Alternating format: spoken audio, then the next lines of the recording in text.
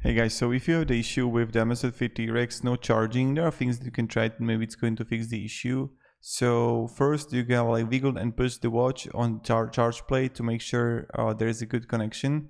Clean and the charger plate contacts and watch contacts with isopropyl alcohol. You can also try different power supplies, measure the voltage, and you can even restore the watch twice.